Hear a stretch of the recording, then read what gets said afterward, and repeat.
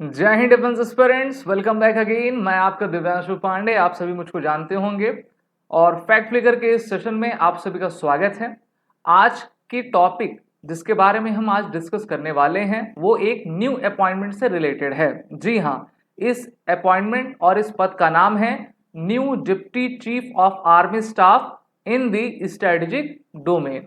और यहाँ पर जो आप लेफ्टिनेंट जनरल राजीव घई को देख पा रहे हैं, अभी ऑपरेशन सिंदूर हुआ था, आपने इनको देखा हुआ था और ये अभी हमारे इंडियन आर्मी की डीजीएमओ है, यानी कि director of general military operation है।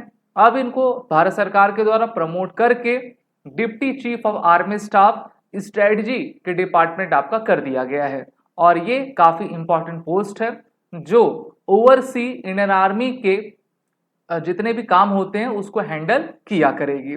जब ऑपरेशन सिंदूर पिछले महीने हो रहा था तो उसकी मीडिया ब्रीफिंग देने के लिए हमारे तीनों ही आर्मी, नेवी, एयरफोर्स के डीजीएमओस आए हुए थे, जैसे कि director general of air operation, director general of military operation, director general of naval operation. और हम जानते हैं कि ये जो रैंकिंग्स होती हैं या फिर जो अपॉइंटमेंट्स होते हैं वो लगातार चक्रीय क्रम में चलते रहते हैं। और अभी हमारे इंडियन आर्मी की जो चीफ हैं वो chief of the army staff general Upendra Dwivedi हैं और उनके बाद सेकंड नंबर पर अब हम कह सकते हैं कि हमारे लेफ्टिनेंट जनरल राजीव घई हो गए हैं।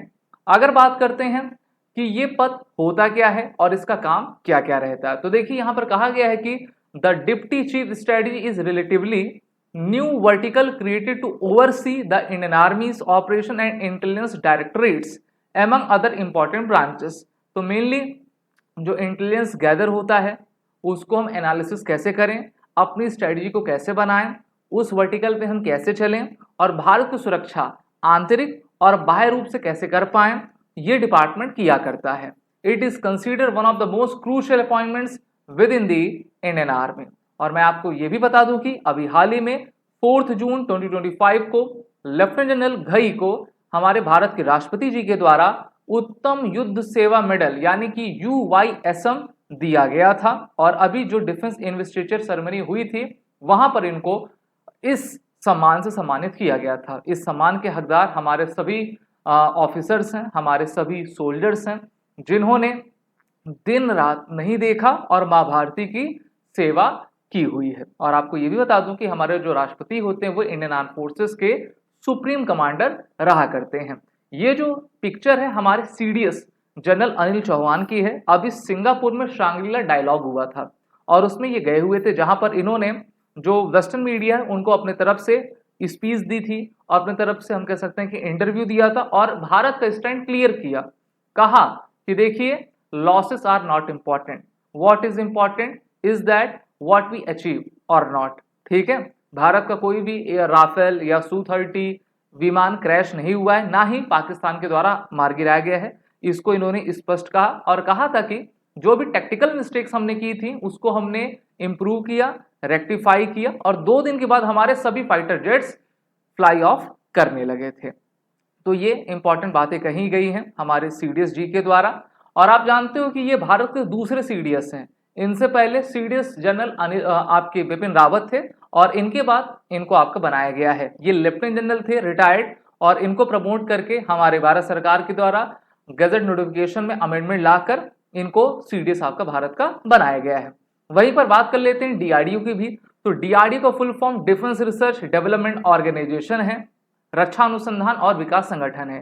तो तीसरी बार हम कह सकते हैं कि डीआरडीओ के चेयरमैन के रूप में जो है डॉक्टर समीर वी कामत को एक बार फिर से जिम्मेदारी दी गई है कि आप डीआरडीओ को आने वाले 1 साल और यानी कि जून 2026 तक देखिए और उसके काम को करिए। सरकार देखिए क्या करती है, ये जो मोदी सरकार है, अगर इनको कोई ऑफिसर सही लगता है कि वो सही तरीके से काम कर रहा है, चाहे वो आरबीआई का हो, शक्तिकांत दास को देख लीजिए, फाइनेंस सेक्रेटरी थे, वहां से उनको जो है ले आकर आरबीआई के गवर्नर बनाया गया, काफी लंबे समय तक रहे और अभी फिर जो है काफी बड़ा उनको पद दिया गया है। इसी प्रकार से डॉक्टर समीर वी कामत है, डिफेंस मिनिस्ट्री में जो सेक्रेटरी थे जिनका नाम डॉक्टर मेरे ख्याल से अजय राय है। ठीक है, अब उनको यूपीएससी के चेयरमैन बना दिया गया है।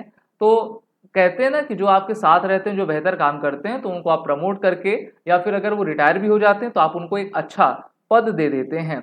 अभी हाल ही में हमारे जो भारत सरकार है उन्होंने नेशनल सिक्योरिटी एडवाइजरी बोर्ड को रिवैम्प किया है और इसमें टोटल 7 ऑफिसर्स को रखा गया। ये सभी रिटायर्ड ऑफिसर्स हैं और इनकी अध्यक्षता रॉ के फॉर्मर चीफ करेंगे। इसमें army, navy, air force, IFS, IPS, इन सभी आप ब्रांचेस के ऑफिसर्स हैं जो कि भारत सरकार को सिक्योरिटी से रिलेटेड अपने तरफ से एडवाइस देंगे और ये भारत के लिए काफी अच्छी बात रहेगी। मोदी सरकार लगातार अपने विश्वसनीय को साथ लेकर आगे बढ़ती है।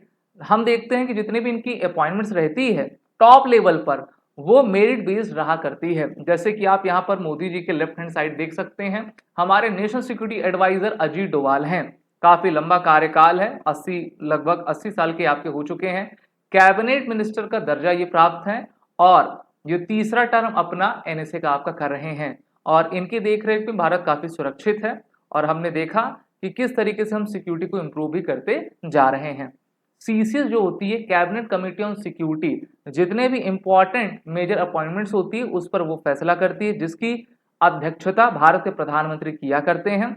और अगर आपको सीसीएस के ओवरऑल काम के बारे में जानना है तो आप हमारे इस वीडियो को, जिसका नाम है क्या है cabinet committee on security CCS, इसको जरूर देखिएगा। और ये अपॉइंटमेंट जो हमारे राजीव घई की आपकी की गई है वो सबसे इंपॉर्टेंट है, क्योंकि ऑपरेशन सिंदूर में इन्होंने बहुत ही अच्छा काम किया था और इसी कारण से भारत के राष्ट्रपति जी के द्वारा इनको उत्तम युद्ध सेवा मेडल आपका दिया गया है। अगर आपको वीडियो अच्छी लगी है और हमारे फैक्ट फ्लिकर के जितने भी कंटेंट्स प्रोवाइड किए जा रहे हैं वो अच्छे लग रहे हैं तो इस चैनल को सपोर्ट करिए, जिससे कि बार बार मैं आऊं आपके पास और बेहतर एनालिसिस के साथ आपको इंफॉर्मेशन प्रोवाइड करता जाऊं। जय हिंद।